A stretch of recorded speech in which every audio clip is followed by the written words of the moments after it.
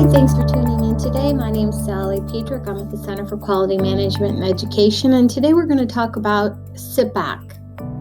What? Do we even have those in education? Can they get in when the doors are locked? Do we want them in education?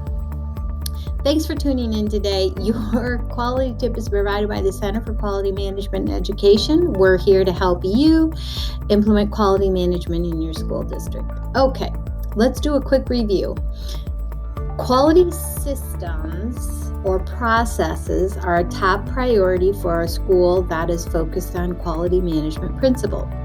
Quality management, once again, is a universal set of tools that a district can use to ensure that all of the services meet the stakeholder or, customer's needs. All activities got to work together and be aligned for the common purpose. Even if it's just one-of-a-kind work, there's still a process. Process is something that turns your inputs into an output. And a group of connected processes is a system. Like, what is your system? For teaching reading. Every process should have an owner, a map of it, requirements, customer requirements. Okay, so here's an example of a process. You have a supplier, you have inputs. What we do to those inputs to make the outputs is the process. And you have a customer. Now we're going to go over mapping this out in a little more detail, but today we're going to be talking about what is a SIPOC. The initials stand for supplier, inputs, processes, and outputs, and customer. Remember that any work performed in a district is described or captured by a series of actions. These actions, all grouped together, make a process. Process should have an owner, a map, performance, and standard procedures. Okay, let's talk about SIPOC. Suppliers, input, process, output, and customers. There's 5 elements to it. It's one of the first things that you create or one of your first deliverables when you're doing a project. It should begin with people, obviously, who know a little something about the process. And your SIPOC should be, it's a high level, but it should be how things actually are, not how you want them to be, but walk around, monitor the process, boots on the ground, see what's going on and see what's happening. The team is going to identify your supplier, your inputs, your process, output, and the customers. Who are the customers? Then you map out the process, step 1, 2, 3, 4, 5. And the team should be allowed to brainstorm activities and kind of refine the answers and list the information.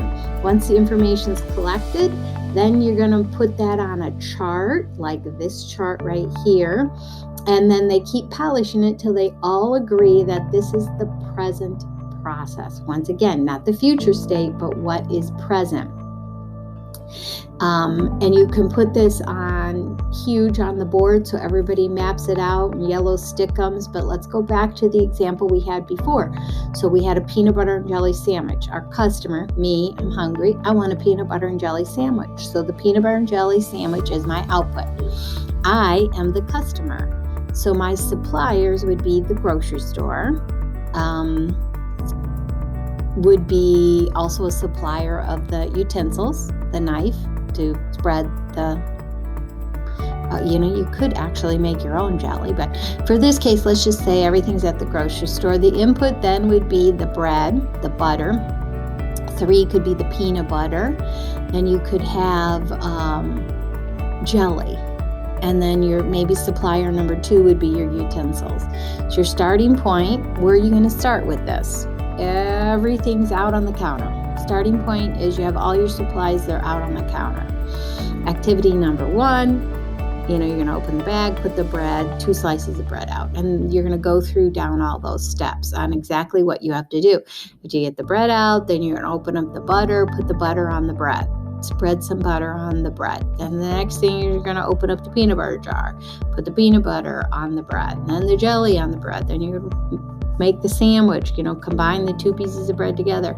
Map out the steps, and that's how you come up with your peanut butter and jelly sandwich. So your process, once again, is a series of actions that change your input into an output.